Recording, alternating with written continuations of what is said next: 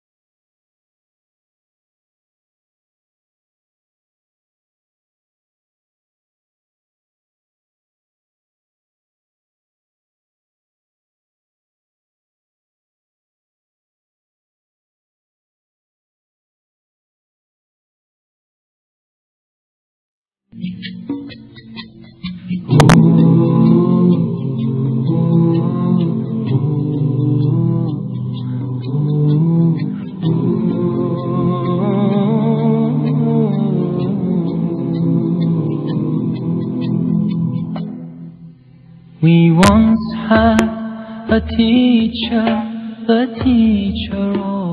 He changed.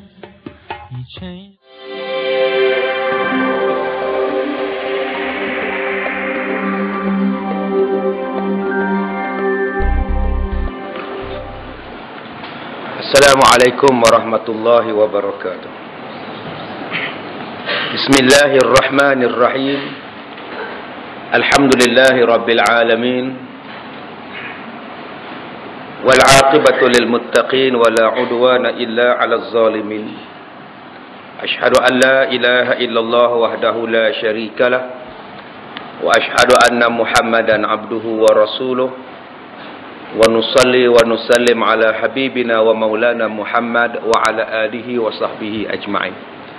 Terima kasih cikgu pengurusi majlis, yang saya hormati tuan pengurusi masjid dan ahli-ahli serta pegawai masjid, tuan-tuan dan puan-puan muslimin dan muslimat, mudah-mudahan dirahmati Allah.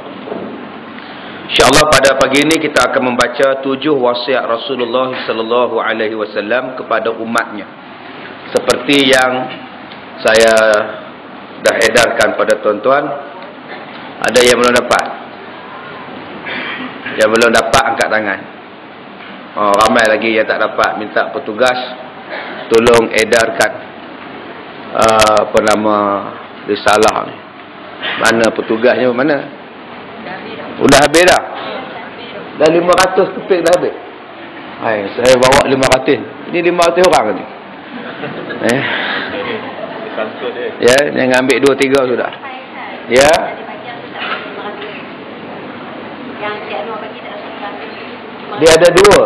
Dia ada dua yang bawa. Isa dengan Anwar. Isa 250. Cik Anwar 250. Mana Isa? Saya tengok ada lagi satu beg lagi. Baik, sekarang tuan-tuan ikut saya baca. An Abi Dzar radhiyallahu anhu qala. Tak dengar pun. An Abi Dzar radhiyallahu anhu qala. Awsani khalili bisab'in bihubbil masakin wa an adnuwa minhum wa an anzura ila man huwa asfalu minni wa la anzura ila man huwa fawqi wa an asila rahimi wa in jafani wa an ukthira min qawli la hawla wala quwwata illa billahi wa an atakallama bimuril haqqa wa la ta'khudhani fillahi lawmatu laim wa an la as'alan nas syai'a. Baik, alhamdulillah kita telah membaca satu hadis daripada riwayat Imam Ahmad dan Imam At-Tabrani. Baik, dalam hadis ni Nabi memberikan kepada kita 7 wasiat atau 7 pesanan kepada kita. Bukan setakat kepada sahabat Nabi Abu Dzar Al-Ghifari sahaja, kepada seluruh umat Islam. Jadi kalau kita ni kalau pesan pada orang, kita ikut sangat. Ya, mak kita pesan, arwah mak pesan, arwah bapak pesan, oh kita ikut sangat. Sampai ada arwah suami pesan pun tak bagi tanam mayat suami 3 hari pun isteri ikut. Suami tu dah mati 3 hari tak ada tanam-tanam. Bila tanya pada isteri dia, kenapa tak khabar yang laki kamu dah mati? Dia jawab, suami pesan sebelum mati jangan khabar. 3 hari lepas tu baru tanam. Nunggu mayat hamba Allah tu 3 hari. Kalau wasiat manusia, kadang-kadang orang ni ikut sangat-sangat, ikut bebenar-benar. Tetapi kadang-kadang wasiat Nabi SAW kita tidak mau ikut. Baik, dari wasiat Nabi katanya daripada Abu Dzar radhiyallahu anhu berkata, saya diberi wasiat oleh kekasihku yakni Nabi Muhammad SAW dengan 7 macam perkara, yaitu bihubbil masakin, mencintai orang-orang miskin, wa adnu wa minhum, dan mendekatkan diri kepada mereka, wa an anzura ila man huwa asfalu minni, memandang kepada orang yang keadaannya di bawah saya dan tidak memandang kepada orang yang keadaannya di atas saya. Yang ketiga, wa an asila rahimi wa in jafani, menyambung atau mempereratkan kekeluargaan sekalipun keluarga itu menjauhi saya. Wa an ukthira min qawli la haula wala quwwata illa billahi, memperbanyakkan ucapan la haula wala quwwata illa billah, tidak ada daya upaya dan tidak ada kekuatan melainkan kekuatan Allah Subhanahu wa taala. Kemudian wa an atakallama bimuril haq, hendaklah bercakap benar sekalipun dirasakan pahit. Wala ta'khudhani fillahi laumatul laim, dan tidak boleh mengambil risiko menentang agama Allah semata-mata nak mengelakkan daripada dicela oleh manusia. Dan yang ketujuh, wal an la as'alan nasa syai'a, yang ketujuhnya ialah jangan sampai meminta kepada orang akan sesuatu pun. Jadi yang mana tak dapat kertas jangan minta lah. Kena faham kan, tak minta pula macam mana. Ada lagi Abang Ali kertas, ramai lagi tak dapat ni kong ibu ni, ramai lagi tak dapat. Baik, kita lihat syarahan hadis ke surat sebelah.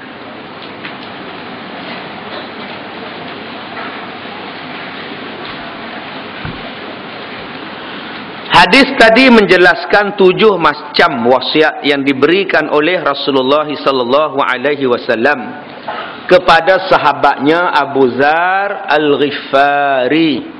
Jadi sahabat Nabi ini nama dia Abu Dzar, isterinya bernama Ummu Dzar Al-Ghifari. Jadi terkenallah sahabat Nabi ini, terkenal kerana zuhud. Ya, dia ni terkenal kerana zuhud. Apa makna zuhud? Oh, ni banyak lagi ni.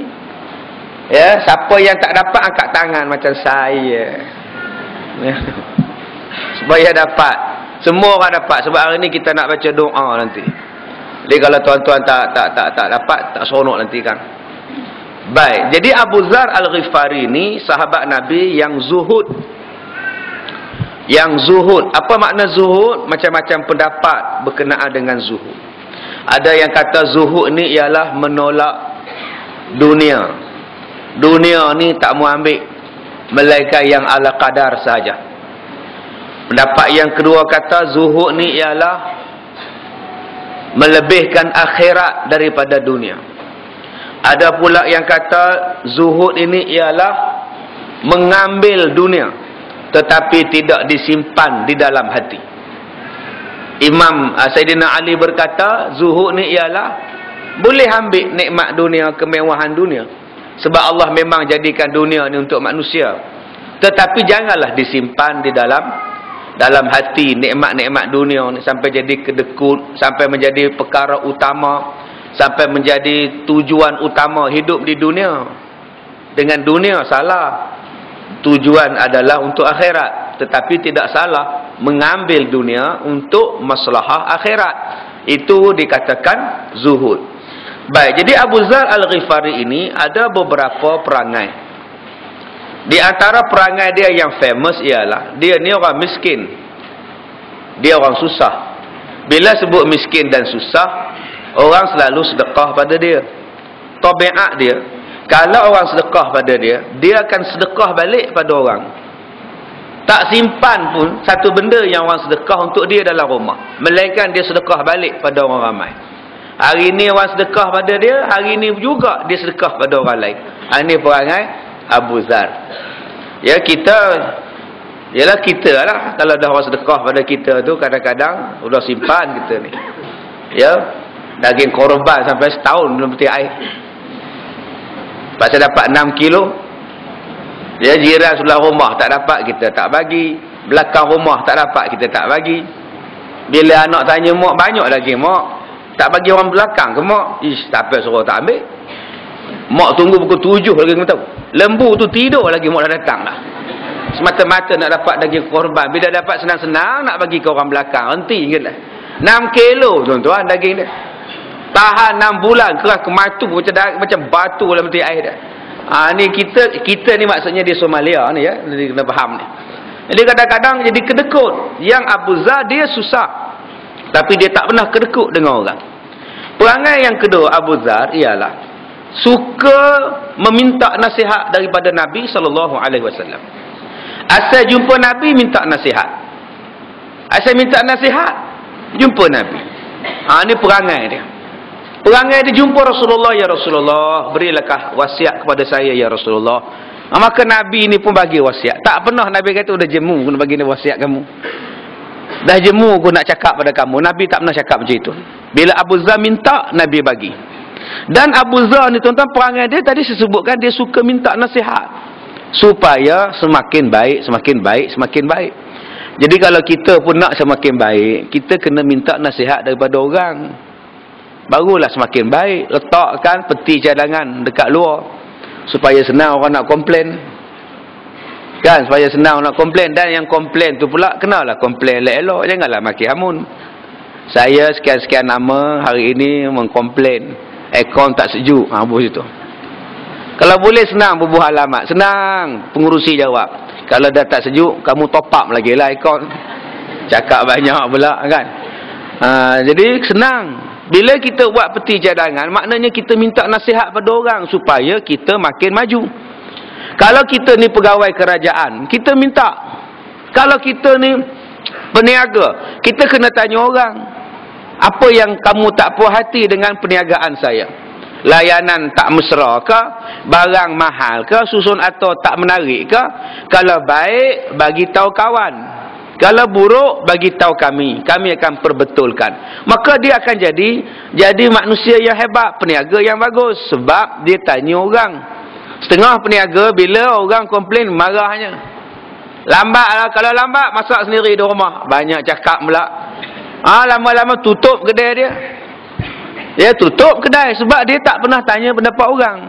Begitu juga suami-suami. Kalau nak jadi suami yang cemerlang, kena tanya isteri. Yang ada apa-apa komplain, komen, cadangan. Isteri cakap lah. Dia cakap, abang dah banyak hari tak bawa saya berjalan. Rasanya lah berjalan raya hari tu. Sekarang dah masuk musim haji pun abang tak bawa berjalan. Bawa lah berjalan. Jom kita bawa berjalan. Pergi kat padang tu. Pusing padang tu. Jalan ni nak buat apa abang? Orang kata berjalan ke supermarket ke mana-mana ke. Oh, kamu kata berjalan. Ni ke stadium pun bukan berjalan juga. Jadi kalau kita tanya masalah dia bila isteri komplain, isteri bagi nasihat, diam kamu. Cakap banyak pula. Tu yang jadi masalah tu. Sebab kita tak pernah tanya orang. Akak-akak pun kena tanya abang-abang. Komplain abang. Kopi kamu hitam, merekat. Tak ada gula, tak ada makna. Tu nampak tu. Komplain, gula tak ada dekat kopi. Kan tu cerita Amal Albab. Jawab balik abang. Abang nak gula ada ke ataupun kaki abang tak ada? Cuba pilih. Abang tu kecil manis kuat sikit lagi doktor nak potong. Jadi abang nak gula ke nak kaki? Cerita. Jadi kalau semua orang nasihat menasihati, sebab itu Allah Ta'ala suruh nasihat. Wa tawasau bil haq wa tawasau bis sabr. Kalaulah ustaz suka tanya anak murid dia, apa yang nak komplain saya ngajar khabar lah, boleh saya repairkan mana yang patut. Ini dia ngajar je, orang faham tak faham lantak komen lah. Sebab tu dia tak berubah, dia tak improve, dia tak meningkatkan prestasi, dia hanya buat kontroversi. Jadi kita kalau nak kita tanya, Ustaz mengajar tu memanglah Ustaz mengajar, tapi kami tak faham. Contohnya apa yang kamu tak faham? Macam benda yang tadi orang tu tanya. Ustaz jawab benda tu haram. Tapi Ustaz kata tak haram sangat. Nak kata haram tidak, tapi halal juga, tapi haram juga. Macam mana kalau tak faham? Kejap haram, kejap halal, kejap haram. Oh, itu jawapan dia haram gitu. Maknanya dia tak pernah tanya pada orang bagaimana cara nak meningkatkan. Abu Dzar ini dia tanya Rasulullah. Yang ketiga, bila orang tanya tuan-tuan, orang tanya dah, orang minta nasihat pada tuan-tuan, tuan-tuan kena bagi nasihat. Sebab apa kena bagi nasihat? Kerana itu tanda orang percaya pada tuan-tuan. Datang satu orang dia kata, Kak Ya, saya nak mengadu sikit lah, kalau Kak Ya boleh bagi pendapat. Apa dia non? Cakap non, suami saya Kak Ya. Maknanya dia percaya pada kita. Dan bila dah percaya pada kita, jangan kabur ke orang lain. Ini kita menyembang 2 jam setengah dengan dia. Nyembang dia balik, kita telefon kawan kita pula. Kamu tahu Din, non datang jumpa aku kabarkan pasal laki dia. Apa hal laki dia Kak? Ini nak kabar ni. Ini maknanya orang tidak amanah. Orang dah cerita masalah, orang dah minta pendapat, kita pergi kabar pula pada orang lain. Itu namanya tidak amanah. Sebab itu amanah adalah benda yang paling berat. Benda yang paling berat ialah amanah. Gunung Ganang Allah tanya, kamu sanggup pikul sebagai khalifah muka bumi? Gunung Ganang jawab, kami tak sanggup. Berat benar amanah ni. Sebab tu Gunung Ganang tak sanggup. Yang sanggup kita manusia ni. Sebab berat. Nak simpan rahsia orang pun kita susah. Berat. Tapi kamu jangan kabur ke orang tau. Aku kabur kamu je ni. Saya lagi hamba Allah tu pun macam itu juga. Kamu jangan kabur ke orang tau. Kita berdua je. Rupa-rupa satu setiawan dah tahu. Kamu, aku, kamu satu setiawan tahu. Ini merupakan satu amanah. Benda yang paling ringan ialah bohong. Manusia ni benda yang paling ringan sekali ialah menipu. Menipu ni senang je. Cakap je. Cik, duit encik, aku tak ada duit. Padahal bersepah duit dalam poket. Senang sangat menipu orang. Ya, manusia paling senang menipu lah. Benda yang paling senang. Benda yang paling jauh, masa yang dah berlalu. Tadi pukul 8.30, sudah jauh sangat. Walaupun baru 40 minit berlalu. Tapi dia sudah terlalu jauh. Sebab kita takkan dapat balik. 8.30 pada 1 hari bulan 10, tak dapat dah. Tak dapat dah. Benda yang paling dekat apa? Mati. Lebih dekat daripada urat halkum kita sendiri. Urat leher kita. Ini benda yang keempat. Yang keempat, perangai Abu Dzar ni tuan-tuan, dia ni kuat ibadat. Malam tak tidur. Maya malam. Isteri tak sentuh. Sebab rajin berzikir. Siang malam kerjanya berzikir je. Semayang je. Makan pun kurang. Satu hari sahabat Nabi yang bernama Salman Al-Farisi datang ziarah Abu Dzar Al-Ghifari, suami isteri. Bila datang ziarah, dia nengoknya rumah Abu Dzar ni, ya Allah, rumah orang zuhud. Bukannya ada kusyen macam rumah kita. Tali besen, blender macam rumah kita ni.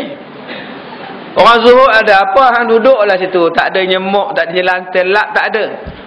Salman tengok aja rumah dia. Keluar isteri dia pula Ummu Zar. Ummu Zar pun tak ada bermuk. Ya Allah, rambutnya ya Allah bersurugu, pakaiannya ya Allah, tak ada bermuk, tak ada bervacuum. Jadi dia tanya pada isteri Abu Zar, kenapalah rumah kamu macam ini? Kenapa kamu macam ini? Cerita. Kata isteri dia Salman, kalau aku bersolek pun laki aku kan peduli ke aku. Tak ada disentuhnya aku. Kata kenapa tak ada sentuh kamu? Kata berzikir je kerja dia. Kerja dia semayang. Nak buat macam mana kalau solek pun tak ada apa faedah, kata dia. Tak ada selera, kata dia. Salman kata kalau begitu aku kena sihat suami kamu ni Abu Zar. Aku nak sihat, aku nak tidur malam ni di rumah kamu. Jadi Abu Zar kata bila sampai waktu makan, dijamulah Salman makan. Abu Zar tak makan. Disuruhnya Salman je makan. Kamulah makan. Aku nak semayang ni. Aku nak puasa lagi, kata dia. Kata Salman, kalau kamu tak makan, aku pun tidak akan makan. Akhirnya Abu Zar pun terpaksalah makan sebab nak ra'i tetamu. Bila sampai waktu malam, Abu Zar kata, wahai Salman, tidurlah. Kata kamu tak ada tidur? Aku nak sembahyang malam, mendekatkan diri pada Allah, kata dia. Kalau kamu tak tidur, aku pun takkan tidur. Akhirnya Abu Zar pun terpaksa tidur. Bangun pagi besok subuh, dibacakan hadis pesan Nabi yang paling tuan-tuan ingat hadis ni kepada Abu Zar. Lepas subuh dia tegur Abu Zar Al-Ghifari. Apa hadisnya? Wa inna li rabbika 'alaika haqqan wa li ahlika 'alaika haqqan wa li jasadika 'alaika haqqan fasum fa aftir faqum fanam. Maka Salman pembaca Abu Zar, kamu lupakah pesan Nabi? Sesungguhnya pada Tuhan kamu ada hak atas diri kamu. Pada isteri kamu ada hak atas diri kamu. Pada tubuh badan kamu ada hak atas tubuh badan kamu. Berpuasalah kamu, tetapi hendaklah berbuka. Bangunlah kamu, kemudian tidurlah kamu. Dan datangilah isteri-isteri kamu. Bila dengar hadis itu, terdiam Abu Zar. Dia terlupa, tuan-tuan. Pasal rajin sangat buat ibadat, nak cari syurga Tuhan, terlupa hak Tuhan tu apa. Jadi tuan-tuan, hadis ni semua orang hafal ni. Semua orang ingat hadis ni. Kalau dia tak hafal pun dia pernah dengar hadis ni. Pada Tuhan ada hak atas kita. Hak semayang, hak zakat, hak Allah suruh puasa, hak Allah suruh buat haji, kita kena buat. Hak Allah suruh tutup aurat, itu hak Tuhan tu. Walaupun rambut ni hak kita, tubuh badan ni hak kita, tapi bila Allah suruh tutup, wajib tutup. Sebab dia yang ciptakan. Itu hak Tuhan. Kadang-kadang orang tak ada nutup, bakul lemang berkemban aja. Ya Allah, udah habis Syawal, udah bakul lagi dia. Berkemban je, duk pusing-pusing buluh tu. Buatnya tepi jalan pula tu. Datang orang singgah, nak jual ke lemang ni makcik? Kalau kamu nak jual lah, sambil duk garuh dada ni, tuan-tuan. Orang tu tengok lemang kan, tengok dada dia, menung. Itu hak Tuhan. Hak Tuhan kena tutup. Nak buka pun untuk suami je. Yang lain kena tutup. Itu hak Tuhan. Yang kedua kata Nabi, hak untuk isteri kamu. Berilah hak dia. Nafkah dia. Bila dia walaupun dia ada gaji, walaupun dia ada pendapatan, suami tetap kena bayar nafkah. Pendapatan isteri rezeki dia. Pendapatan isteri atas usaha dia jadi cikgu sekolah. Tapi kita sebagai suami kena bagi nafkah. Tak sikit, banyak. Tak banyak, sikit. Gaji kita 2,000. Misalnya, bagi dekat isteri nafkah 200. Contohlah. Ini nafkah peribadi kamu. Kau nak beli seluar ke, nak beli lipstick ke, main coat. Inilah 200 ni. Itu. Kena bagi. Tapi kalau isteri kata, tak payahlah abang. Abang izinkan saya mengajar pun dah 1,000 nikmat. Dapatlah 4,000 sebulan jadi cikgu sekolah. Abang izinkan saya je abang. ambillah duit ni saya bagi dekat abang. Jadi bulan-bulan abang tak payah bagi dekat kamu lah, duit nafkah peribadi kamu. Tak payahlah abang. Kadang-kadang abang bagi pun ambil balik. Tak payahlah. Jadi tuan-tuan, bila isteri dah cakap macam tu, alhamdulillah lah. Tapi nafkah makan minum yang lain, anak beranak kena bagi. Yang tu kena bagi. Duit beras, duit kopi, duit gula, duit melo, bawang, duit ikan, daging, sayur, itu lain, tu asin. Yang ini duit peribadi dia. Kok dia nak beli bedak, beli gincu, gedel, dia nak beli yang itu. Jadi dia nak main kod. Itu hak dia. Jadi kalau isteri tolak, tak payahlah ambil bagi dah. Alhamdulillah lah. Kumpul banyak-banyak. Cukup 2 tahun, kahwin lain. Sebab dia ada banyak duit. Jadi akak-akak kalau takut suami kahwin lain, balon duit tu. Jangan buat muka baik sangat. Tak apalah abang. Abang izinkan saya kerja pun dah cukup abang. Buat tuan-tuan. Esok dia ada duit banyak, menong kita. Baik. Jadi tuan-tuan, Nabi kata bagi hak. Hak pendidikan, hak sakit. Kalau isteri sakit, ngantar ke hospital, ngantar ke klinik. Itu hak. Termasuklah hak menjaga keselamatan. Jangan biarkan isteri ni meraya malam-malam. Pergi pasar malam, seorang-seorang pergi supermarket. Kamu duduk dalam kereta, biar abang yang pergi. Tak pun kamu ikut abang sekali. Abang cover belakang. Abang backup. Maknanya boleh. Janganlah biar isteri seorang-seorang macam janda jalan masuk dalam pasar malam. Suami tidur dalam kereta. Ini belum memberikan hak pada dia. Yang ketiga, memberikan hak kepada tubuh badan kita. Tubuh badan kita ni pun ada hak. Doktor kata makcik ni tak ada vitamin langsung ni, makanlah vitamin. Temen-temen apa? Kata dia. Makcik memang duduk kampung temen. Ini bukan kampung temen makcik. Ini masalahnya vitamin. Vitamin. Makcik kekurangan vitamin. Vitamin C, E dan O. Makanlah makcik. Maka kena bagi hak. Ada suplemen untuk badan kita supaya jadi kuat. Ada waktu untuk tidur. Ada waktu untuk berjalan. Bagi rehat. Kadang-kadang mata tak rehat. Tengok televisyen. Tengok televisyen 6 jam tanpa henti. Kemudian dia pergi ke dapur, TV tu ikut dia kat mata dia. Apa ni nampak macam TV tu? Udah melekat ke mata dia. Airnya rabun mata dia.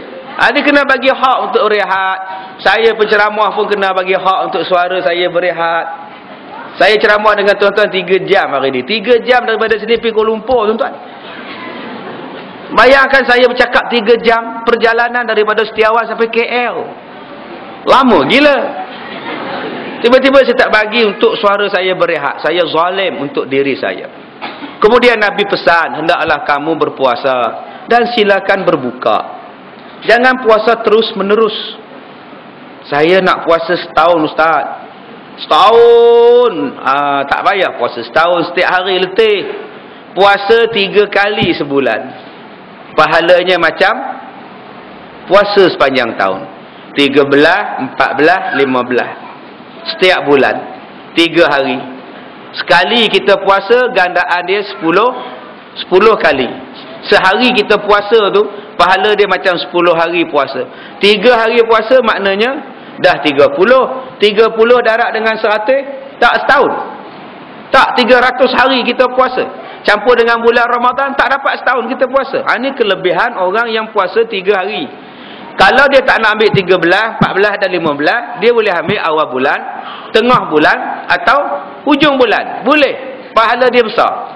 Letih lah Ustaz. 3 letih gila Ustaz. Kalau gitu kamu puasa 6 hari bulan Syawal. Pahalanya campur dengan bulan Ramadan macam kamu puasa sepanjang tahun.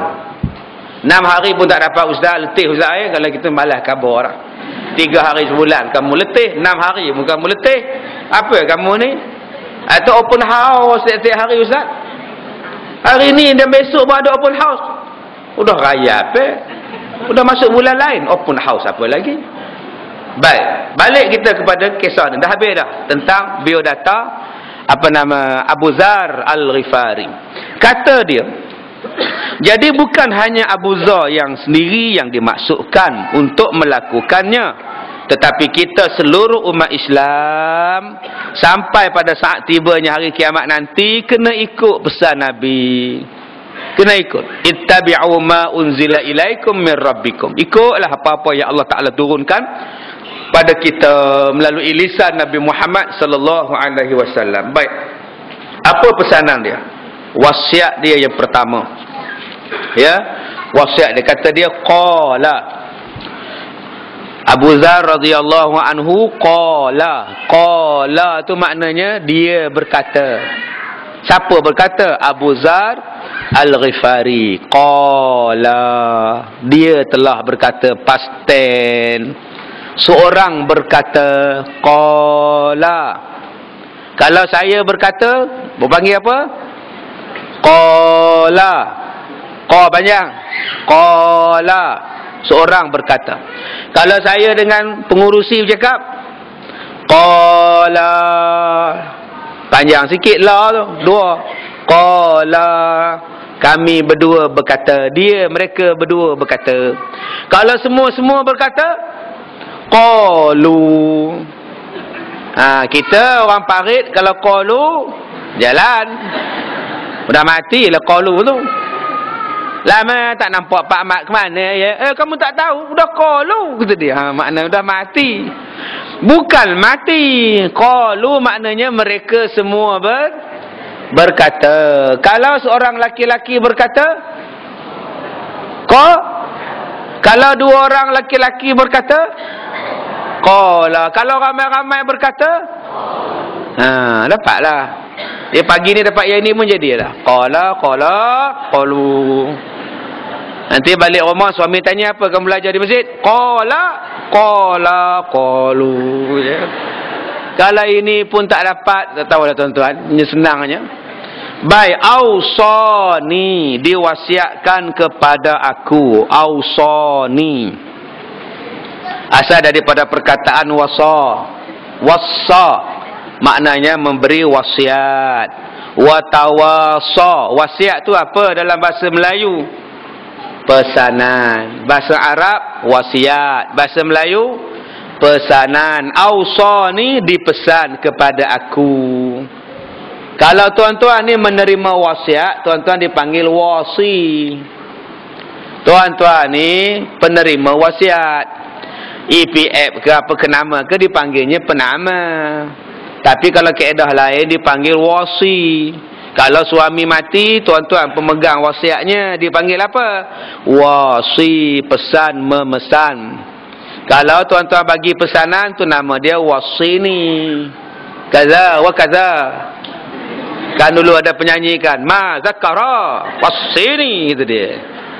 Udah tak ada dah, ya udah bersarang. Dah pakai purda. Ya, wasini maknanya saya bagi pesan. Ausani, orang bagi pesan pada saya. Siapa? Khalili, kekasih aku, kata Abu Dzar. Abu Dzar kata kekasih aku Khalil. Khalil kekasih. Kalau tambah ya di belakang, Khalili kekasih saya. Habib kekasih. Tambah bi panjang, Habib bi kekasih saya. Jadi dua kekasih. Satu Khalili, satu lagi Habibi. Dua-dua boleh pakai. Jadi balik rumah panggil suami, ya Habibi, ya Khalili. Udah gila kamu ni, kata dia. Aku namanya Ibrahim, bila masa aku jadi Khalili. Dia tak belajar. Dia ngantuk isteri je datang mengaji. Dia balik tengok TV, nasi lemak kopi O. Patutnya dia nunggu sekali barulah dia tahu Khalili maknanya kekasih saya. Habibi maknanya kekasih saya. Jadi dua-dua boleh pakai. Khalili boleh, Habibi pun boleh. Pulanglah. Selalunya kita sebut Habib lah. Ya Habibi, ya Maulana. Ya, kita sebut perkataan hubbun. Hubbun maknanya sayang, suka. Hubbi, kesukaan saya. Orang putih ambil jadi hobi. Abang ke mana? Mancin. Setiap hari abang mancin. Atau hobi. Udah hobi aku. Hobi itu bahasa Arab. Kegemaran saya. Siapa tu ya? Oh, tu my hubby. Siapa tu ya? Segak benar misalnya melentin. Siapa tu? My hubby. Maknanya suaminya. Siapa tu ya? My ex-hubby. Tu maknanya dia ambil pada bahasa Arab. Habi, hobi, habi, semua ni muhabbah. muhibbah, mahabbah, semuanya ambil dari perkataan hubbun. Inustan pun ambil hubbun, hubbi, muhabbatin, mahbub. Itu bahasa Urdu. O mehbuba tere aise paas hi o meri. Tu cerita Sanggam 62. Kan tahun 62, masa itu tuan-tuan tak ada lagi. Saya masa itu umur 10 tahun tu yang ingat tu. Cerita Sanggam. Datang Syahrul Khan, lain pula lah. Meri mehbub meri senam. Tu lain pula. Dia ambil pada bahasa Arab, mehbub. Ya, mahbub, muhabbat di situ. Dipesannya kepada aku 7 benda. Apa 7-nya? Pertama sekali Nabi kata, bihubbil masakin. Hendaklah kamu mencintai kaum fakir miskin. Wa adanu wa minhum. Dan dekatkanlah diri kepada mereka, mengasihi mereka, berbuat baik dan memberikan kebaikan yang berupa apa sahaja. Misalnya bantuan dan pertolongan yang berupa apa saja yang kita boleh tolong, kita kena tolong fakir miskin. Sebab apa kita kena tolong fakir miskin? Jawapannya sebab Allah suruh. Allah yang suruh tolong. Kenapa Abu Zar panggil Nabi Muhammad Khalili, kekasihku? Pasal apa yang dia panggil Nabi Muhammad dengan kekasihku?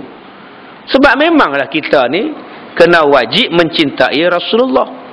Dan mencintai Rasulullah mesti lebih daripada mencintai yang lain. Akak-akak sayang mak ke sayang Nabi? Mak ke Nabi? Nabi lebih pada mak. Sayang abang ke sayang Nabi? Kau kuatlah. Nabi. Takut nak jawab. Takut apa? Takut abang marah. Lantaklah dia marah. Abang-abang sayang isteri ke Nabi? Nabi. Nabi itu nombor 1. Sebab apa yang kita sayang Nabi? Sebab Allah perintah. Qul in kuntum tuhibbunallaha fattabi'uni yuhibbukumullah. Kalau kamu kata kamu sayang Allah, ikut Nabi Muhammad, maka Allah akan sayang pada kamu. Jadi perintah Allah suruh sayang Nabi. Jadi Nabi kena letak nombor 1. Lebih daripada kita sayang pada anak. Anak di bawah, mak di bawah, pak di bawah, suami isteri di bawah, Nabi nombor 1. Sebab Nabi lah yang mengajar Islam pada kita. Nabi lah yang membawa Islam pada kita. Nabi lah yang beri syafaat kepada kita di hari kiamat. Ada suami kita nunggu di hari kiamat. Nunggu tapi tak jumpa. Nunggu boleh tentu boleh tolong. Mak kita mungkin kita tak jumpa di hari kiamat. Tapi Nabi Muhammad dia akan tolong kita. Dia tunggu di titian sirat. Bila kita lalu di titian sirat, dia akan doa pada kita. Salim, salim. Selamatlah kamu, selamat kamu. Suami tak tunggu, isteri pun tak tunggu. Elok-elok abang. Isteri tak ada ngata macam tu. Elok-elok abang, oi. Bawah tu neraka. Jangan tengok bawah kan gayat. Kata dia, tak ada makna tuan-tuan. Tak ada cakap macam tu lah. Latak kamu lah. Aku sendiri pun tak selesai masalah aku. Kita takkan tolong mak, takkan tolong mak, tak ada tolong anak. Di hari kiamat kalau kita duduk berimpik-rimpik ni tuan-tuan, mak tak ada tegur kita pun. Sebab Allah dah kata dah, la yatakallamuna illa man azina lahur rahman. Di hari kiamat tak ada siapa boleh bercakap melainkan bila Allah izinkan. Jadi jangan tuan-tuan bayangkan kita di akhirat macam ini boleh bertegur-tegur siapa. Katalah mak duduk depan kita, kita duduk belakang mak, kita pun cuit bau dia, mak ke? Tak ada tuan-tuan. Mak pun kalih, kamu ya Allah. Udah jejak kasih di situ. Tak ada tuan-tuan. Mak tanya mana bapak kamu? Entahlah mak jenuh cari tak jumpa, kata dia. Tak ada cakap tuan-tuan. Kita yang akan jumpa Nabi Muhammad. Minta syafaat, cepatkan hisab. Dan Nabi tunggu kita depan pintu syurga. Tuan-tuan kalau dapat nasi, pergi kenduri, datang beli buffet, udah dapat nasi satu pinggan, kerusi kosong satu je. Agak-agak tuan-tuan tunggu dah 4 orang lagi. Kita habis-habis nasi terus duduk atas kerusi tu. Yang 4 orang tu cangak. Pandai-pandai koma lah ya, kata dia. Itu baru nasi sepinggan. Tapi syurga, Nabi kata aku nak nunggu umat aku nak masuk sama-sama dengan mereka. Hebatnya Rasulullah. Padahal syurga penuh dengan kenikmatan. Bila kita sampai di titian di neraca timbang, mizan, Andai kata berat dengan jahat sama banyak. Sama banyak, dosa dengan pahala sama je. Semayang curi pun curi juga. Tak, semayang ya Allah Ta'ala merabur orang nombor satu. Skodeng je orang. Semayang tapi skodeng ngendap. Sampai di hari kiamat timbangnya sama, menong. Tanya malaikat macam mana ni Job? Aku ni benar-benar neraka ke syurga, udah menong je. Nabi Muhammad ambil seroban dia letak belah kanan. Akhirnya beratlah belah kanan. Bila belah kanan masuk ke mana? Syurga. Ni syafaat. Malaikat mengadu pada Allah, ya Allah, Muhammad tolong umatnya ya Allah dengan seroban. Kata Allah Ta'ala, biarkanlah wahai malaikat. Bukankah itu umatnya? Bukankah itu umatnya? Masuklah syurga hamba Allah ni dengan syafaat Rasulullah, letak serban Nabi Muhammad. Jadi kita sekarang ni tak pernah pakai serban pun. Haji dah 2 kali, serban haram. Jadi besok pergi sembahyang Jumaat abang-abang pakai serban ya. Mudah-mudahan dapat syafaat. Tak reti balut Ustaz, balut je lah. Balut janji ada ekor. Hari tu saya dah pakai sekali Ustaz, dia kata macam keluar uat Ustaz. Macam balut hospital je Ustaz, tak kira lah. Lama-lama boleh lah. Akak-akak jangan pakai serban pula ya. Akak pun nak syafaat Ustaz, akak-akak pakai tudung. Ya insya-Allah. Baik, jadi tuan-tuan di sini disebut, kenapa kita sayang orang miskin? Tadi kenapa kita sayang Nabi? Sebab Allah suruh. Kenapa kita sayang orang miskin? Sebab Nabi suruh. Nabi suruh kita sayang orang miskin. Maka dengan sebab itu kita kena sayang orang miskin.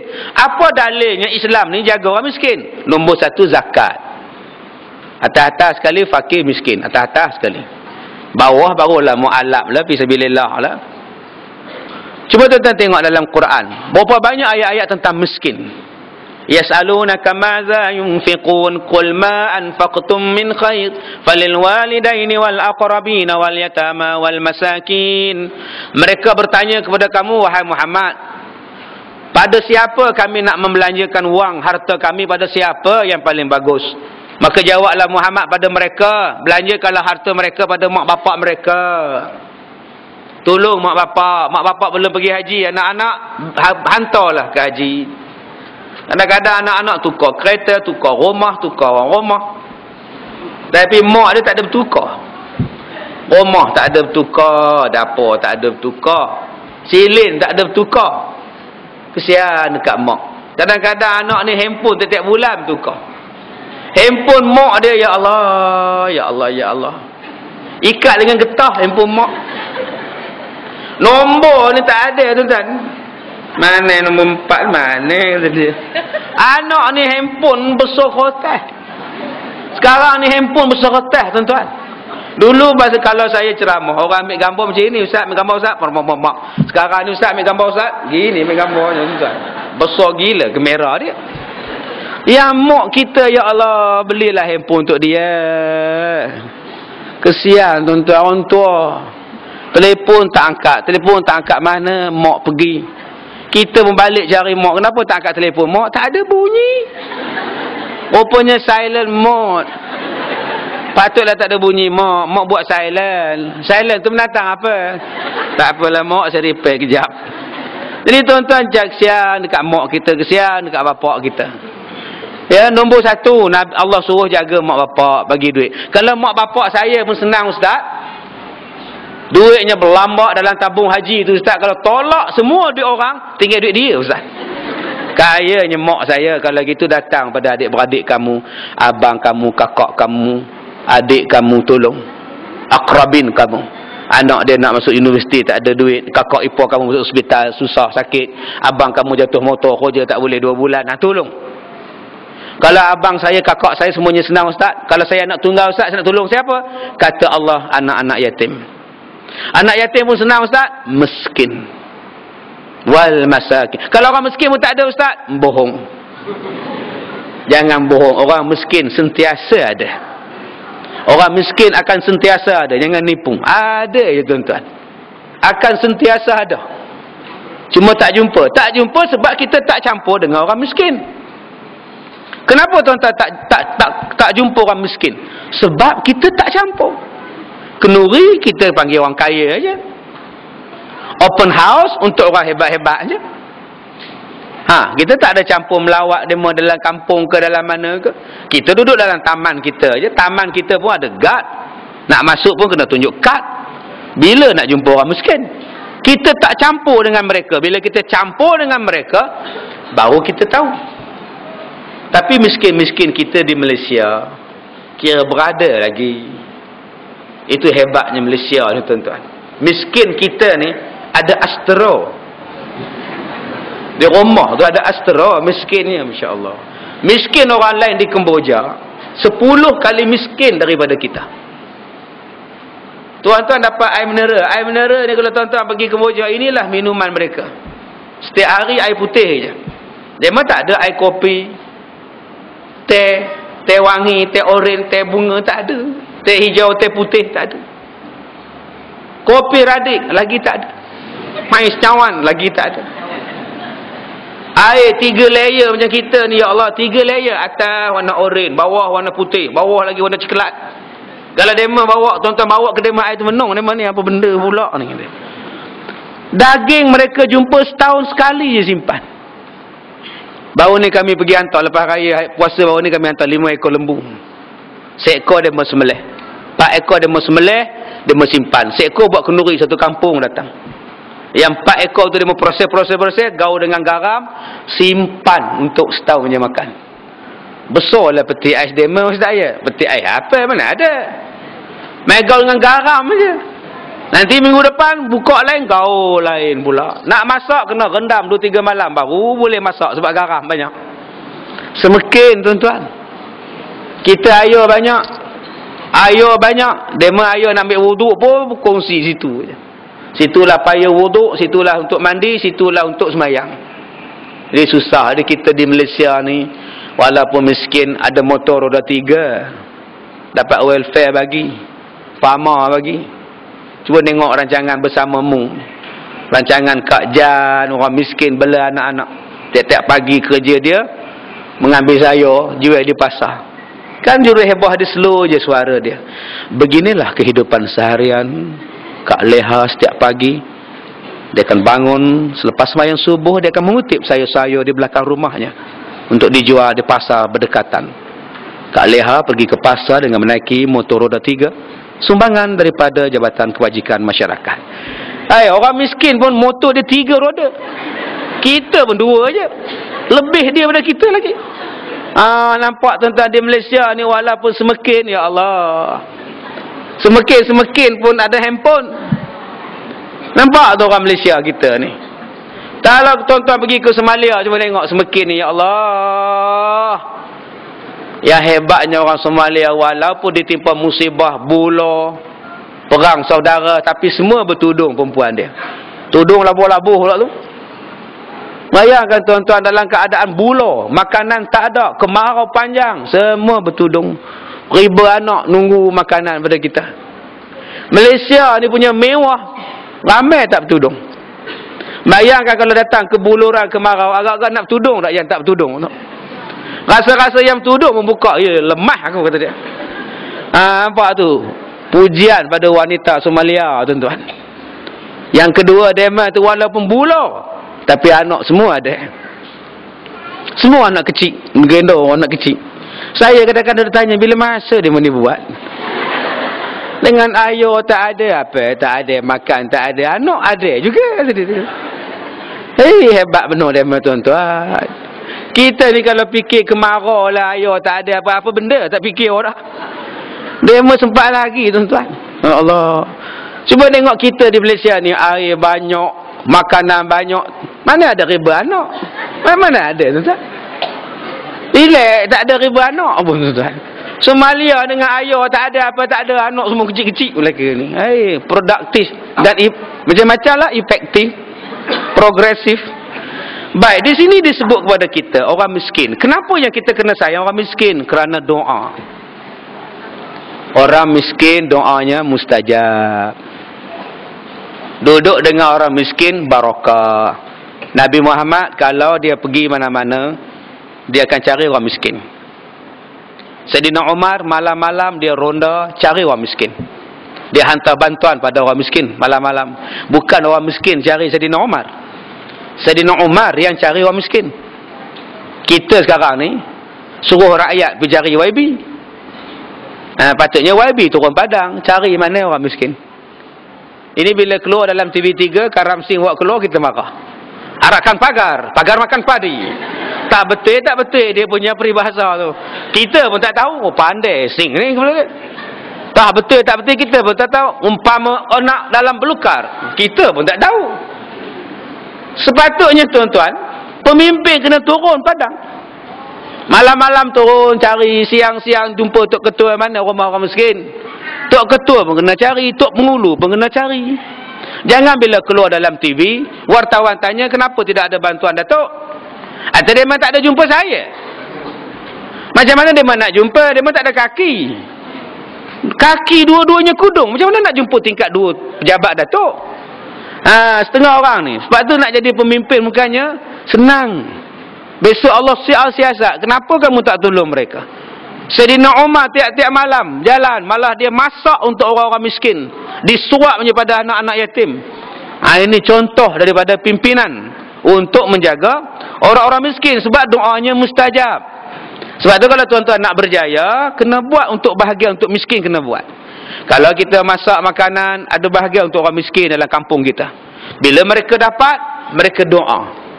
Baik tuan kedai ni, alhamdulillah lah, tiap-tiap hari bagi aku roti canai, murahlah rezeki dia.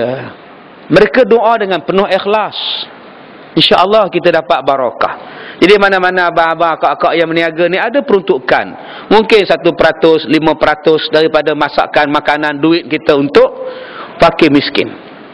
Yang kedua, yang ketiga, kenapa? Sebab saya kata dah tadi, Nabi Muhammad dia suka cari orang miskin. Bila ada jamuan, Nabi Muhammad cari orang miskin, dan Nabi Muhammad akan duduk makan setalam sedulang dengan orang-orang miskin. Nabi katakan, kalau buat kenduri, panggil orang miskin. Kalau buat kenduri, jangan lupa panggil orang miskin. Nombor 2, jangan lupa panggil anak yatim. Bila dua-dua ni datang, barakah kenduri kita. Jangan panggil 2 orang ni. Ahli maksiat jangan panggil. Yang kedua, jangan panggil orang kaya yang sombong. Kerana kamu panggil orang kaya yang sombong, menyakitkan hati kamu. Kamu panggil orang maksiat makan kenduri kamu, kamu tanggung syubhah atas maksiat yang dia buat. Sebab kamu jamu dia makan sampai dia jadi sihat, boleh buat maksiat. Dia berhati-hati tuan-tuan. 2 benda ni. Nabi Muhammad bila dah makan, Nabi Muhammad akan makan. Kadang-kadang Nabi kuis makanan tu. Nabi kuis. Nabi tanya, tak ada labu ke? Nabi tanya pada orang yang masak, labu tak ada ke? Kegemaran Rasulullah ialah makan labu. Kita bila jamu labu macam, makanlah sayur labu tu kat no. Hiduplah, tak berani aku. Belum makan udah angin. Astaghfirullahalazim. Aku tak makan lah, tak berani lah, kan tak boleh tidur malam. Kata dia tarik urat belikat. Padahal Rasulullah makan labu. Kenapa disuruh makan labu? Tuan-tuan buka dalam kitab. Labu tu menyejukkan hati. Kalau tuan-tuan panas, tuan-tuan nak marah selalu, bagi makan labu. Ya, suami akak-akak ni panas baran, jamu labu selalu. Buat bubur, buat pengat, buatlah. Buat sayur labu, masak lemak labu. Daripada panas baran, dia bertukar ke berangin. Lagi terus dah. Cubalah buat, insya-Allah. Akak-akak yang mana putih tunang, makan labu. Dengan labu tu menyejukkan hati. InsyaAllah tak ada marah. Ini kadang-kadang bila kita peras menonggeng, kita kecewa, putih tunang, kita duduk dalam bilik, berkurung, berkuap dalam bilik. Kerja tak pergi, makan tidak, duduk, muka diterap ke bantai. Putih tunang. Oh ya Allah, macam end of the world. Dengan sebabnya putih tunang, dia empuknya tangan dekat tilam tu, jantan tak guna. Mak kena bagi nasihat, kamu baru putih tunang, relax Bukannya kahwin lagi. Lain kalau kamu kena cerai anak 8. Kamu tunang baru 2 bulan. Tak kena dekat mak tak apa tau. Apa tak kena ke aku pula? Aku dulu 8 kali putih tunang tau. Saya putih tunang, saya tunang putih balik. Relax je. Rupa-rupanya Allah nak bagi orang yang baik macam bapak kamu pada mak. Kalau lah mak kahwin dengan suami mak tunang nombor 1 bulan, tentu lagi dapat bapak kamu yang baik. Dengan kamu belum tentu dapat lagi. Tapi dengan sebab mak putih tunang putih, akhirnya mak dapat yang terbaik Allah bagi. Tu bapak kamu. Ada pernah menjawab bila mak marah dia? Punya baik bapak kamu tu. Apa ngoek pun tidak. Iyalah dia bisu. Ni tuan-tuan, kena bagi semangat. Ini kadang-kadang subhanallah diikutkan perasaan. Mak tu tolong perangat anak lagi. Geram betul lah. Dulu masa bertunang ya datang. Macam ini buat pada anak aku. Lagilah anak tu panah baran. Lagilah anak tu kecewa. Patutnya kita pujuk, relax lah. Dah tak ada jodoh ya oi. Kita ni biar kita kahwin dengan orang yang nak pada kita. Bukan orang yang kita nak pada dia. Sekarang ni dia tak nak pada kamu, sabar je lah. Doakan pada Allah, gantikan orang lebih baik daripada tunang kamu tu. Doa, Allah dengar. Bangun semayang malam, jangan tidur semayang tidak apa tidak. Mak tengok dah seminggu kamu tak semayang. Uzur. Mak lupa kata dia. Kan? Kena cakap. Baik, yang keempat, kenapa kita kena baik dengan orang miskin? Kerana baik dengan orang miskin ni tuan-tuan, Allah memberikan rezeki kepada kita. Bila tuan-tuan sedekah, bila tuan-tuan sambung silaturahim dengan orang miskin, insya-Allah tuan-tuan, Allah panjangkan umur dan Allah murahkan rezeki pada kita. Kerana orang miskin ni tuan-tuan, maksud miskin di sini miskin yang semayang ya. Kalau miskin tu dia tak semayang, henti ke lah. Ya, dengan tikam nombor lah, apalah tak payah lah. Ni miskin yang tawaduk. Sebab orang miskin inilah tuan-tuan yang bekerja dalam masjid. Cuba tuan-tuan tengok. Orang yang bekerja dalam masjid, yang duk jaga parking masjid, yang duk cuci jamban masjid, yang duk bersihkan masjid, yang cuci kapet masjid, siapa? Cuba tuan-tuan tengok. Mulianya. Sebab itu orang-orang macam ini dosa tak ada.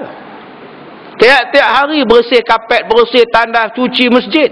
Dan mereka lah orang yang paling balik lambat. Kita habis-habis semayang, calik but.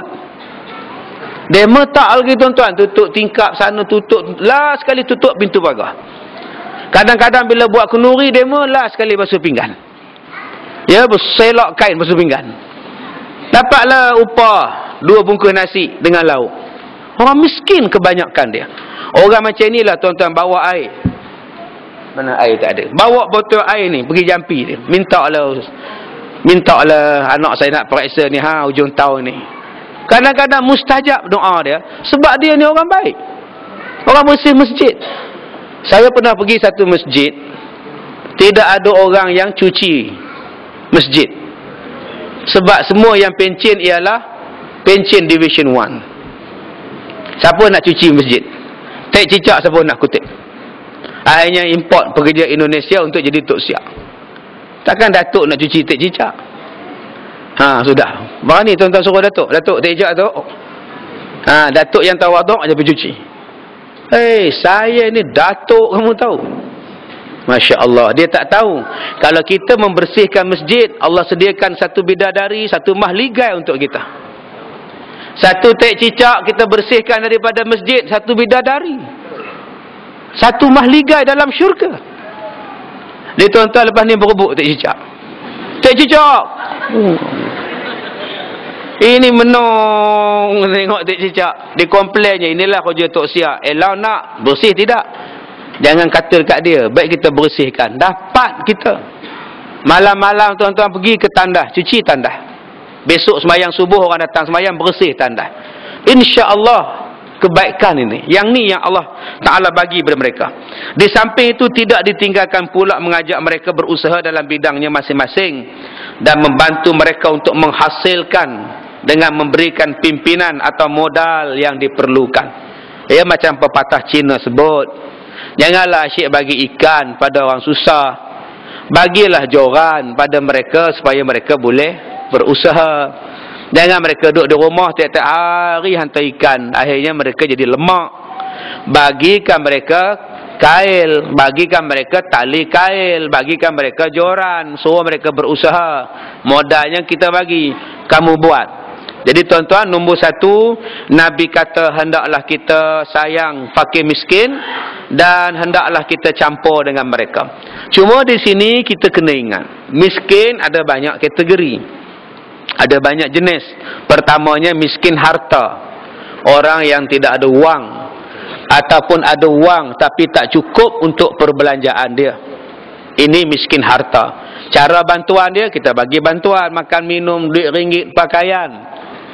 Dan saya sebut pada tuan-tuan banyak kali, kalau nak bagi barang pada orang miskin, bagi yang terbaik. Bagi kuih raya yang masih elok. Ini udah kuih raya udah habis expired dah tarikh dia, lagi besok mati tarikhnya. Hantar biskut semprit tak habis raya.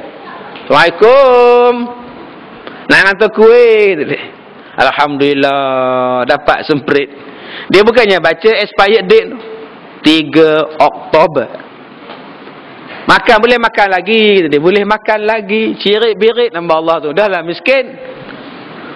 Ada setengah orang, kalau orang miskin tu bajunya buruk, kita kumpulkan baju, bubuh dalam kotak. Baju anak yang tak pakai, baju isteri yang tak pakai, bubuh. Kain pelikat, kain batik yang buruk, bagi kat dia orang. Kesian dekat dia orang. Cuba tuan-tuan bayang, kalau orang bagi pada tuan-tuan kain baju kurung tu 84, kembang yang kain baju kurung tu kan, fashion 84 semuanya kembang belakang. Bagilah yang sekarang ni kebarung, baju kurung yang cantik-cantik. Ini bagi seluar dalam ni getah putih, menor miskin tu, besar gila kata dia. Dia kata boleh pakai lagi. Ya hoi, kamu tukar getah aja, getah aja putih tu, yang lain elok lagi kata dia. Satu hair pula dia nak beli getah ke dia jahit tu. Tu yang dia ambil pin, dia pakai ikat, pi masjid Nasriyah, keluar bangun, duduk bangun, terbuka pin, londeh. Siapa punya seluar ni kata dia. Sampai besok lah orang tak ambil tuan-tuan. Jadi bagilah ya elok-elok, beli kat supermarket yang dalam plastik, dalam kotak, kain pelikat mangga, bagi dekat dia. Ini bagi kain pelikat lah, arwah suami punya tu dia. Arwah tuan-tuan, kita nak pakai pun takut, orang mati punya kain. Ini tabiat kita ni, bagi kain orang mati pada orang menung, dia nak pakai tak pakai, nak pakai tak pakai. Cuba pakai, beli yang elok-elok. Tuan-tuan datanglah rumah saya semua dapat bantal orang mati, tikar orang mati, kain batik pelikat orang mati. Ya, bila saya baca telekeh mandi mayat, dia bagilah. Ini ustaz, arwah suami punya kain pelikat, ambil lah. Alhamdulillah. Ya, tak payah beli kain, saya banyak kain orang mati. Ya, bantal yang balang keranda tak, bantal mayat tak, bantal tu dapat kat saya. Jadi tuan-tuan kalau tidur rumah saya jamu bantal itulah. Jadi kalau mimpi faham sendirilah ya. Seronok tuan-tuan, untung saya. Dulu orang bagi pinggan ada bergula, ada beras dulu. Sekarang tak ada dah. Dulu pinggan putih Cina tak, berberai ikat dengan tali sapu tangan 4 segi tu. Sekarang dah tak ada. Dulu seronok benar tuan-tuan, buat balik ke rumah. Hoi ni. Seronok rupanya orang mati ni tuan-tuan, kaya pada orang hidup. Baik, yang kedua, Nabi pesan. Nabi kata wa an anzura ila man huwa asfalu minni. Di dalam hal dunia, hendaklah kita memandang kepada orang yang keadaan ekonominya berada di bawah apa yang kita miliki. Jangan sesekali memandang kepada orang yang keadaan ekonominya di atas pada kita. Nombor 2, Nabi pesan, jangan kita tengok orang yang di atas pada kita daripada sudut keuangan. Hendaklah kita memandang orang yang di bawah kita. InsyaAllah kita akan redha. Bila tuan-tuan tengok orang kaya pada tuan-tuan, maka tak seronoklah apa yang tuan-tuan ada. Nabi pesan dalam bab dunia, tengoklah orang yang bawah pada kita, tengoklah orang yang miskin pada kita. Jangan tengok orang yang banyak duit. Kalahlah kita. Yang itu yang jadi tak seronok duduk dalam rumah. Kita tengok rumah orang yang hebat-hebat, dia banyak duit. Berjuta. Kita tak ada duit. Rumah sekarang pun dah okey dah. 3 bilik, 2 bilik air. Rumah teres. Dah lah. Gaji suami kita 2,400. Kita tak ada gaji. Bayar hutang sana, tolak anak asrama, anak balance sebulan 250. Rumah pula selesa. Ada bilik air 2. Dapur 1. Bilik tidur 3. Dah lah. Jangan tengok orang yang benggelau. Dah pergi dia apa? Venice. Mana bagi? Dalam nak ke Teluk Batik Venice sebelah kiri ni. Ya Allah, abang rumah. Atas dia pun banyak duit. Biarlah.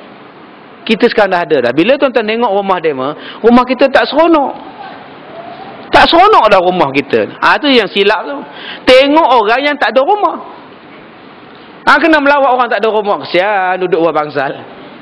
Kita ada 3 bilik non. Cuma tengok pondok dia, pondok Ustaz Kazim. Cuma tengok 20 kali 10 aja.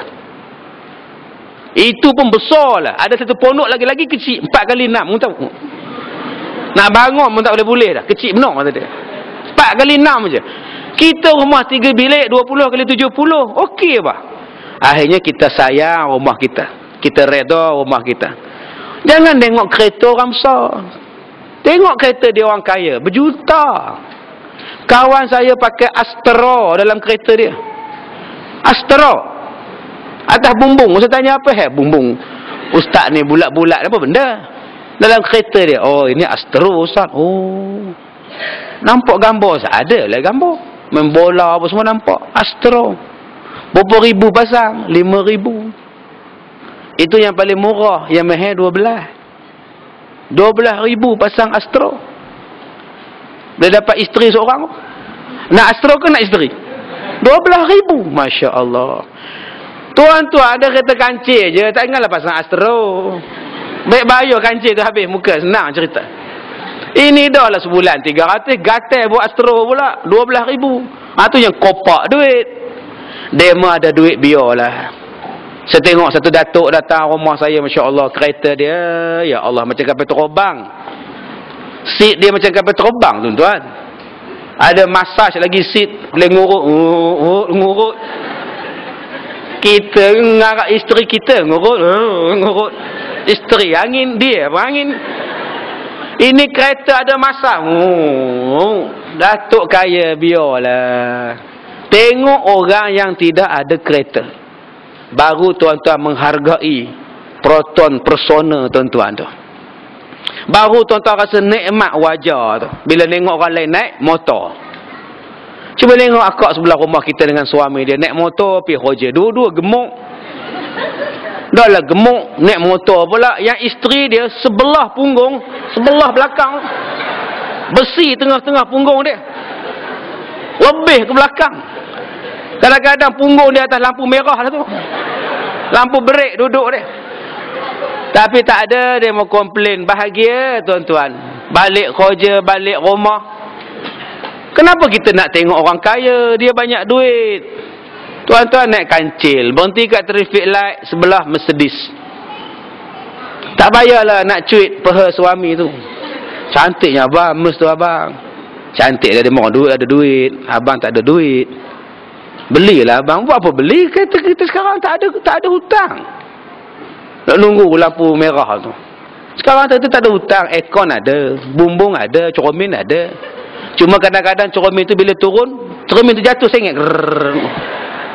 Lah, bila nak bayar tol tu, turun.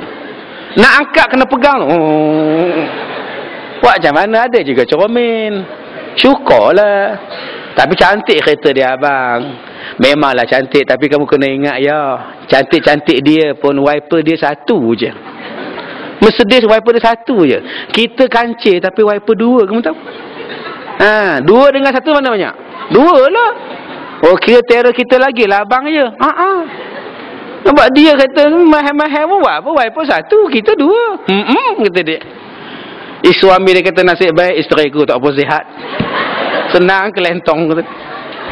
Jangan tengok orang yang kaya pada kita. Tengok orang kaya memanglah tuan-tuan. Tuan-tuan kalau tengok isteri orang lain memanglah. Tengok isteri kita, tengok isteri orang lain. Ya Allah, lawanya bini dia. Jangan tengok dah. Tengoklah isteri kita. Itulah ratu hatiku. Gelap-gelap dia pun pakai bedak cerah. Agak-agak gelap tuan-tuan pakai fa'alali. Naiklah dalam TV tu. Ada kena-kena fa'alali. Orang putih. Bagi kat dia fa'alali. Cerah lah. Muka cerah. Tangan gelap. Dia terlupa nak pakai dekat lovely dekat sini tuan-tuan. Isteri kita tu lah yang beranak untuk kita. Yang jaga anak kita. Yang masak untuk kita. Buat apa kita nak tengok isteri orang lain? Tengok orang yang tak ada isteri. Baru kita menghargai isteri kita. Saya tengok Pak Mat tak ada isteri. Malam-malam peluk siapa? Bantai. Dia bantai tu kena peluk. Siapa nak bagi masak dekat Pak Mat? Maggi tiap-tiap hari. Nasi telur goreng. Cuba tuan-tuan duduk sebelah dia. Udah bau telur. Sebab tak ada isteri nak masak. Kita bersyukurlah ada isteri. Tak sedap pun masak. Kita makan juga. Isteri kita merajuk dengan kita, dia masak juga. Isteri kita merajuk dengan kita, dia layan kita juga. Ha tu. Ingat. Supalah akak-akak pun jangan tengok suami orang. Ini ngantor mesej. Minat ke suami orang. Ya Allah, ngantor pun saya pun ada. Saya telah bertemu dengan laki-laki yang sempurna untuk saya. Subhanallah. Getik satu tuan-tuan. Laki-laki yang sempurna yang boleh. Saya yakin Ustaz boleh membimbing saya. Sempurna apa? Sakit manyang-manyang. Masuk hospital je. Tak payahlah tuan-tuan tengok suami orang. Tengoklah suami kita. Tak handsome dia pun, dia rajin. Segak ke tak segak dia, rumah dia bagi kat kita. Dia bagi perlindungan pada kita. Takaful. Enggak, takaful tu perlindungan lah. Bahasa Arab takaful. Bukan insurans. Dia bagi pada kita. Ini tidak tengok suami orang sebelah. Segaknya. Yang suami orang sebelah tu pula baju tak pakai basuh kereta. Bulu dada ni daripada perut sampai ke muka bulu. Isteri kita peminat, ya Allah, banyaknya bulu. Dia tengok laki dia, abang ni bulu apa pun tak ada, kata dia. Akhirnya kita dah tak sayang pada suami. Akhirnya tu yang jadi tak bahagia tu. Ingat, ada kakak kita yang tak kahwin. Ada jiran kita yang tak ada suami. Siapa yang jaga dia orang? Siapa yang bagi perlindungan pada dia orang? Malam-malam tidur dengan siapa? Sunyi. Nasib baik ada tompok. Dengan tompok lah dia bercakap. Tompok. Mai dekat mama, mai. Tompok pun datang. Mama. Kucing boleh bercakap dah sekarang. Kawan dia cuma kucing je. Jadi bersyukurlah tuan-tuan. Nabi pesan. Tetapi kata Nabi, dalam bab akhirat, jangan tengok orang di bawah. Kena tengok orang di atas. Dalam soal akhirat, seperti melaksanakan ketaatan dan ibadah, wajiblah kita memandang kepada orang yang di atas keadaan kita. Dengan demikian kita tidak mensia-siakan masalah akhirat. Dalam bab agama, jangan tengok orang di bawah. Tuan-tuan nak masuk tadi, dia mesti sediakan tabung. Orang depan kita masuk RM1 je. Padahal kaya. Gelam mahnya pergi ke siku. Rantai labuhnya pergi ke pusat. RM1 masuk. Jangan tengok dia. Dia kaya pun RM1, aku 5 kupang, okey lah. Salah. Cuba tengok orang di atas. Ya Allah, 50 sedekahnya, ya Allah. Hei, datang naik motor aja. Aku datang naik kereta, 50 dia bagi. Masya Allah. Kalau gitu aku RM50 lah. RM51 lebih RM1. Jadilah. Barulah kita jadi hebat. Kita kena lebih daripada orang. Abang pergilah semayang di masjid. Kenapa semayang di rumah? Aku semayang juga di rumah pun. Iyalah, tapi di masjid dapat pahala lebih abang. Aku pergi semayang Jumaat tu okey lah. Cuba kamu tengok Pak Din tu. Jumaat pun tak pergi semayang masjid. Raya sekali je pergi. Menang aku lagi, kata dia. Macam itu menanglah kita. Kita kena tengok $4 setiap waktu semayang berjemaah. Baru betul. Jangan tengok orang di bawah. Tengok orang yang di atas.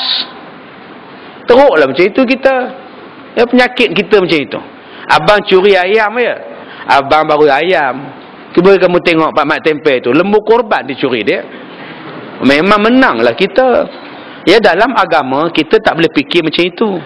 Subuh tak semayang, Asar tak semayang. Yang dia semayang Maghrib, Isyak dengan Zuhur. Zuhur pasal semayang di pejabat, Maghrib pasal dia pergi kuliah Maghrib, Subuh lebuh, Asar dalam kereta jam tak semayang. Bila isteri tanya kenapa abang tak semayang Asar dengan Subuh, dia kata ya, semayang ni 5. Ngembam tak 5 kali? Subuh sampai ke Isyak. Abang buat 3, 2 abang tak buat. Maknanya 3-2. 3-2 tolak 2-1. Menang abang lagi. Dia kira macam bola sepak tuan-tuan. Perak 2, Kedah 1. Menanglah Perak. Semayang bukan macam main bola. Semayang dia kena buat 5-5. Dia tak boleh buat menang 1-4, 1-3-2, tak mau. Semayang mesti 5-5. Jadi dalam bab akhirat kena pula sungguh-sungguh. Jangan tengok orang di bawah. Dan jikalau seseorang dapat memantapkan dirinya dalam hal dunia, senantiasalah dia memandang orang yang di bawah, maka pastilah kemahuannya untuk memuji dan mengagungkan Allah Ta'ala. Bila kita dah tengok diri kita baik, kaya, ada duit, sihat, ada anak, ada rumah, ada blender, cubalah kita tengok orang yang tak ada apa-apa. Barulah kita timbul satu kesyukuran dalam diri kita. Tuan-tuan sihat, kena ziarah orang sakit, baru tahu apa nikmat sihat. Tapi kalau kita tak ziarah orang sakit, kita tak tahu nikmat sihat itu. Sebab tu kena bawa berjalan ke hospital. Bawa anak-anak ni berjalan ke hospital.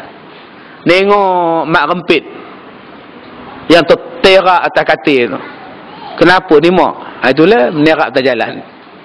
Sekarang menerak hospital. Kamu kalau buat motor laju macam inilah rupa dia. Mak, tu kenapa pula mak? Itu kalau kamu menikah lain, itulah jadi dia. Isteri dia dah potong, nampak tak ada apa sekarang. Dia kena bawa berjalan, tengok di hospital, tengok orang koma, tengok orang ICU, pergi ziarah orang miskin. Jangan ziarah tempat seronok aja. Kita kadang melawat KLCC, melawat KL Tower, apa semua, melawat tempat elok-elok, melawat zoo. Cuba melawat tempat orang miskin. Tengok macam mana demo. Kadang-kadang kita hanya tengok tempat yang baik-baik. Tengok orang yang susah. Baru kita tahu nikmat yang Allah Ta'ala bagi tadi sangat besar pada kita. Baik, yang ketiga, menyambung silaturahim. Kita sambung selepas ini. Ya, selepas rehat. Ni tuan-tuan yang mana ke bilik ayah, yang lengar pinggang, lengar apa semua tu, kita sambung balik 10.45. Jika ada soalan, sila letakkan di atas meja saya, insya-Allah.